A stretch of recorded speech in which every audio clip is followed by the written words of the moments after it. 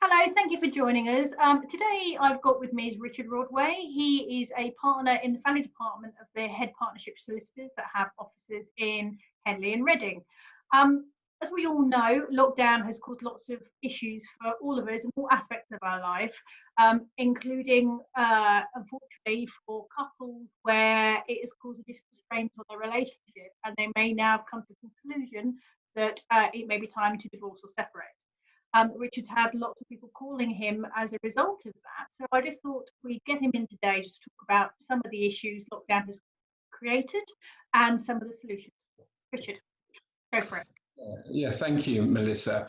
Yeah, there have been a couple of big issues that have been thrown up in these unprecedented times.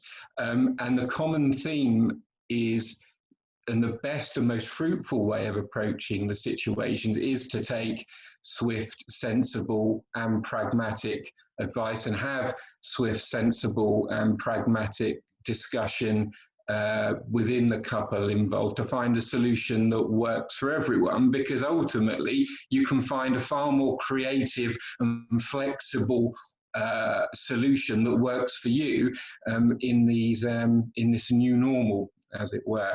I think the immediate issue that came up, and indeed it's a continuing issue, is how lockdown has impacted upon arrangements for children. Suddenly some children weren't being made available to spend time with the parent they hadn't been with pre-lockdown. We've had some parents who are concerned about, some of them are driving hundreds of miles to collect their children for contact and being concerned about being, pulled over by the police and being asked to explain and justify why they're out on the road and how do you do that.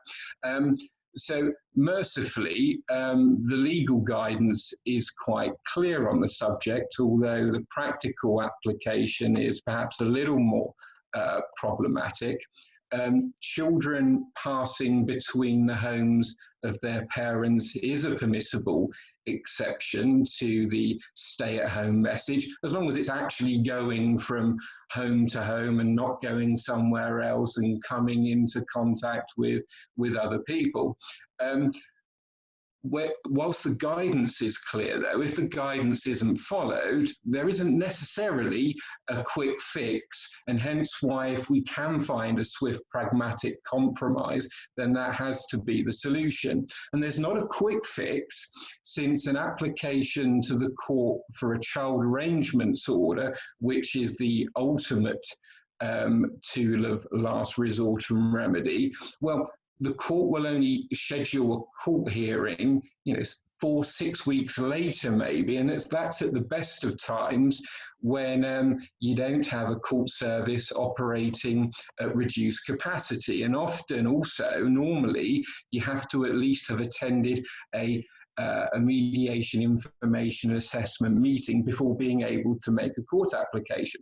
So there's some inherent delays, therefore, in being able to bring the matter before the courts. And in any event, it's about, you're best finding a solution that works for everyone by working together and working with the other parent. I mean, it may be a case, and we've had instances where the child involved is really fearful of leaving their home because of all the stuff they see on the TV at the moment. And you have parents who might be particularly vulnerable and feel anxious about the situation because they might have underlying health conditions which pique their anxiety, therefore, about anyone coming and going from the property. So we need to be sensitive and sympathetic to this.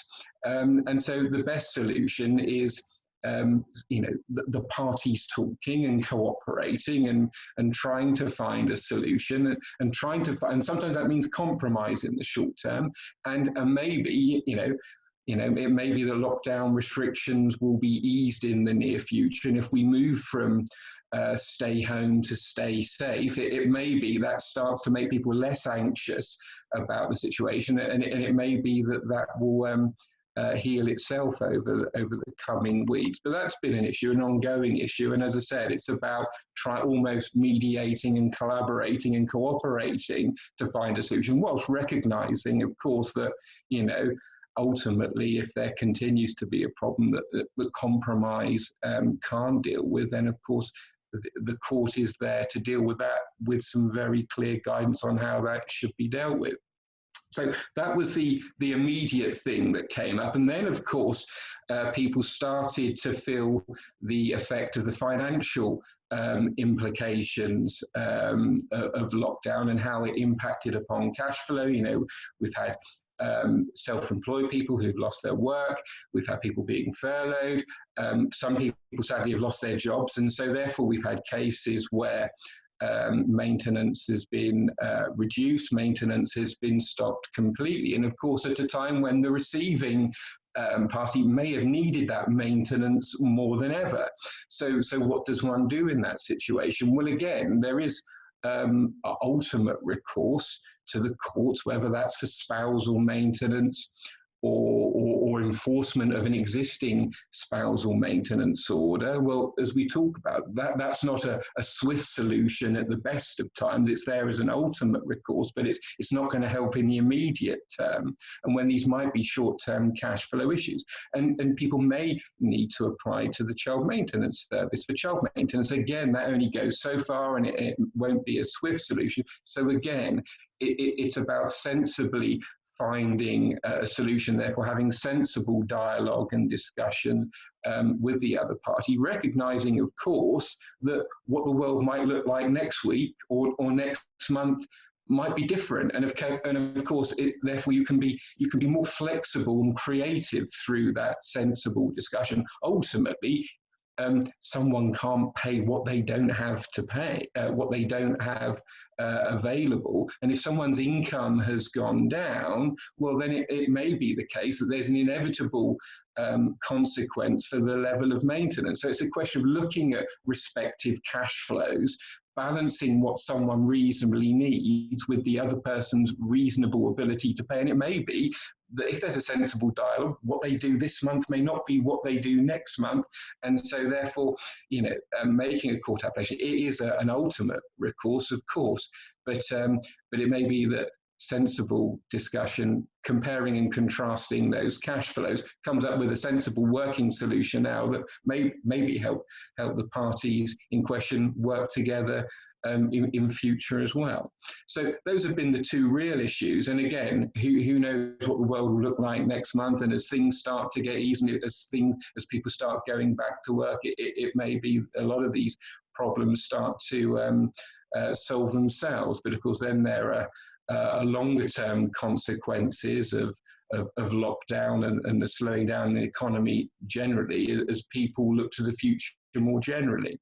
And of course, at the current time, we're conscious of, you know, people, you know, living together whilst they're going through this, and which of course may well be very difficult. The spike in domestic violence, sadly, has had a lot of media coverage where people are, you know, locked down with their abusive partner. And of course, that will be the tip of the iceberg in terms of people going through difficult relationships across the board generally. And whilst of course we're always here on the end of an email, telephone, Zoom or what have you, we understand that life's not as simple as that, and it's still difficult for people to reach out. They may want support and know what they want to do in general terms going forward. And so obviously the message from us in that instance is how you can use this time constructively and usefully, so you can start to think about what the world might look like or what you want it to look like a year down the line, and start taking steps toward that. And of course, in terms of sorting things out for the future, finances and property plays a massive part in that. So you can use this time now to make sure that you know where your details of your pension are, trawling through your email chains now with so much of this done online and by email, so that you're getting all that information and documentation together, historic tax returns, details of investments, insurance policies, and what have you, so that when lockdown restrictions are eased, you're ready to hit the ground running, because the sooner that information and documentation's together, the sooner we can all think about and make informed decisions about what we need to do going forward and what's best for the family going forward. So it's challenging times, a lot to think about that people hadn't been thinking about a couple of months ago, and of course it's going to change people's and impact upon people's decision making going forward as well. So ultimately, people need to be pragmatic, compromise, but it's all doable. There are Absolutely. options out there for everybody, regardless Absolutely. of lockdown or not. And as with seemingly everything in this new normal, as they keep dubbing it, and there's always a solution. We just have to think more creatively at the moment and think about things in a way we perhaps didn't do a couple of months ago. Yeah, but there's always a solution out there. It's good for people to know that is the case out there. Thank you, Richard, for joining me today. A pleasure. Thank you, Melissa. Bye.